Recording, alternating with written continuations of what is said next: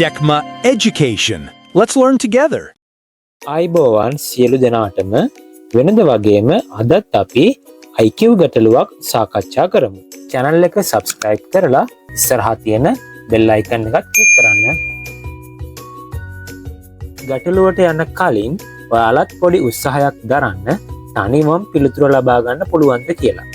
හරි, අපි එහෙනම් ගැටලුවට යමු. ගැටලුව අංක 13.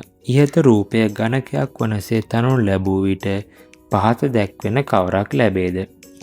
බලන්න මේ දීලා තියෙන සැලැස්ම ඝනකාභයක් පතරමක් තමයි දීලා තියෙන්නේ. මේකේ එක පැතිවල PQRSTU කියන අක්ෂර පිහිටලා තියෙනවා. අපි මේ ගානට යන්න කලින් අපි මේ දීලා තියෙන සැලැස්ම යම්කිසි පැත්තක් පතුල විදියට සලකලා අපි මේ සටහනක් ඇඳගමු. ඒ කියන්නේ අපි මෙන්න මේ කොටස T තියෙන පැත්ත පතුලට එන විදියට අපි දල සටහනක් අඳිමු. පතුලට ආවතින් පැති තව පැති හතරක් තියෙනවනේ සයිඩ් එකේ නේද? ඒක අපි මේ විදියට ඇඳගමු. උඩට එන එක අපිට අඳින්න බැරි හින්දා පැත්තකින් ඒ කොට ඇඳගමු. එතකොට T කියන කෑල්ල පතුලට දැම්මතින් මේ U කියන කෑල්ල සයිඩ් එකේ හැල්ලක් වෙනවා. S කියන කෑල්ල සයිඩ් එකට වෙනවා. ඊළඟට මෙන්න මේ ලයින් එක තමයි මෙන්න T වල මේකට සෙට් වෙන්නේ. එහෙනම් R කියන එකත් පැත්තක් වෙනවා. එතකොට මෙන්න මේ ලයින් එක තමයි T කියන එකේ T කියන කොටසේ මේ ලයින් එකට සෙට් වෙන්නේ. එතකොට Q කියන්නේ මෙතන. එහෙනම් T යටට ගත්තොත් එහෙනම් උඩට එන්න ඕන අනිවාර්යෙන් P. එතකොට බලන්න පිළිතුරු වලට යමු. මේකේ P උඩට ඇවිල්ලා තියෙනවා. හරි, P උඩට ඇවිල්ලා T කියන එක සයිඩ් එකට එන්න පුළුවන්ද?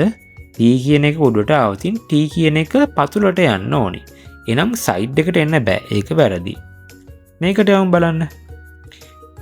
මේකේ RU කියන එක එක ළඟ පිහිටන්න පුළුවන්ද? RU කියන එක කවදාවත් එක ළඟ පිහිටන්න බෑ. RU කියන්නේ ප්‍රතිවිරුද්ධ මුණක් දෙකක්. එහෙනම් ඒකත් වෙන්න බෑ. මේක බලමු.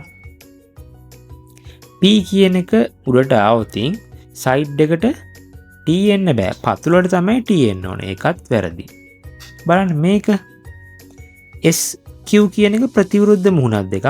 SQ කියන එක එක ළඟ පිහිටන්න පුළුවන්ද? ඒකත් වැරදි. එහෙනම් මේක බලමු. P කියන එක උඩට ඇවිල්ලා හරි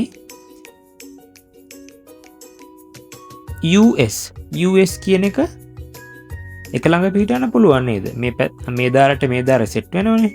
මේක අපි හිතින් ගොඩන ගද්දි මේ ලයින් එකට තමයි මේ ලයින් එක සෙට් වෙන්නේ. එහෙනම් SU කියන එක එක ළඟ පිහිටන්න පුළුවන්. SU කියන එක එක ළඟ පිහිටන්නත් පුළුවන්. එක ළඟ පිහිටියොත් T උඩට එන්නත් පුළුවන්. එහෙනම් E තමයි නිවැරදි. ඔයාලා නොදන්න ගැටලු තියෙනවා නම් තිරයේ දිස්සන WhatsApp අංකයට යොමු කරන්න. එහෙනම් තවත් මේ වගේ IQ ගැටලුවකින් හමු වෙමු.